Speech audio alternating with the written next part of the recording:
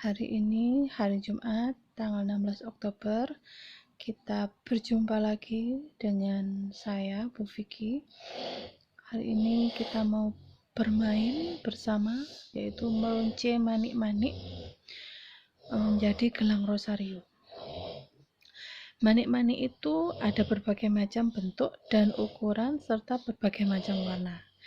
Tapi kali ini kita hanya menggunakan 4 warna dan bentuknya berbentuk.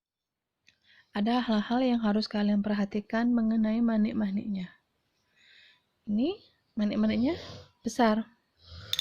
Yang ini manik-maniknya kecil sekali. Tuh. Nah, Bu Vicky hanya mengingatkan untuk membuat gelang ini kalian harus berhati-hati dan bisa menjaga manik-manik kalian supaya tidak jatuh dan tersebar di lantai, sehingga kalau misalnya dia jatuh di lantai bisa membuat orang menjadi terpeleset. Selain itu, ketika kalian membuka manik-manik, siapkan wadah, boleh mangkok ataupun gelas, terserah anak-anak, biar tidak berantakan. Dan yang perlu kalian perhatikan lagi, manik-maniknya ini tidak untuk dimakan, tidak untuk dimasukkan ke hidung, tidak untuk dimasukkan ke dalam telinga. Karena nanti kalau sampai masuk ke dalam telinga ataupun ke dalam hidung, kalian sendiri akan melakukan rosario kali ini. Kelompok B mungkin sudah bisa, ada yang sudah bisa membuat sendiri. Tapi kelompok A bisa dibantu oleh mama dan papa. Nah, tidak berlama-lama lagi, sebelum kita mengetahui cara membuat gelang rosarionya, kita akan mendengarkan cerita sedikit mengenai apakah itu rosario dan sejarah singkat mengenai rosario. Oke anak-anak, selamat menyaksikan. Sangat dianjurkan oleh gereja karena merangkum misteri hidup Yesus Kristus serta misteri iman gereja. Istilah rosario berasal dari bahasa Latin rosarium yang artinya dari akar kata rosa atau bunga mawar yang berarti karangan bunga mawar.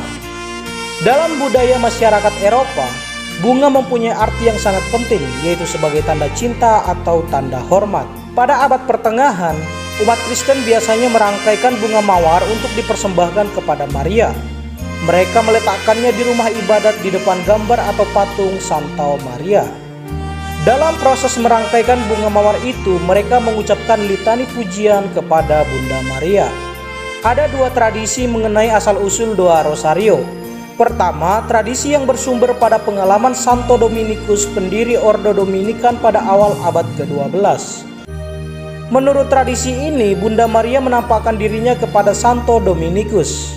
Dalam penampakan itu, Bunda Maria memberikan rosario kepada Dominikus dan meminta Dominikus untuk mewartakan rosario itu. Bunda Maria berjanji jika Dominikus dengan setia mewartakan dan mendoakan doa rosario, maka karya kerasulannya akan berhasil. Saat itu Santo Dominikus kebetulan sedang berjuang melawan kaum bidah Albigensian, suatu kelompok yang tidak percaya terhadap misteri kehidupan Kristus sebagai Allah yang menjelma menjadi manusia. Dalam sejarah, akhirnya Santo Dominikus dan para pengikutnya berhasil mematikan bidah Albigensian itu dengan jalan menggalakkan doa rosario. Tradisi ini juga menyebutkan bahwa Santo Dominikus adalah santo yang menyebarkan doa rosario seperti yang kita kenal sekarang. Ia mempunyai peran yang cukup besar dalam memperkenalkan doa rosario kepada umat, meski catatan hidupnya tidak menuliskan bahwa dirinya lah yang menyusun doa rosario. Bahkan konstitusi Dominikan juga tidak menyebutkannya sebagai pencipta doa rosario. Pada zaman Santo Dominikus, manik-manik yang sebelumnya dipakai untuk mendaraskan doa Bapa Kami mulai dipakai untuk mendaraskan doa Salam Maria. Secara puitis, umat mulai menyebut kaplet atau satu untayan manik-manik dengan nama rosarium, yang berarti karangan bunga mawar untuk Maria. Dalam perjalanan waktu, doa Bapa Kami yang telah digantikan dengan doa Salam Maria dibagi dalam 3 lingkaran 50-an, kemudian dibagi lagi ke dalam 5 perpuluhan. Doa Bapa Kami lalu diucapkan pada setiap awal Salam Maria dan pada akhir perpuluhan diakhiri dengan kemuliaan. Dengan demikian terjadilah doa Rosario yang kita kenal.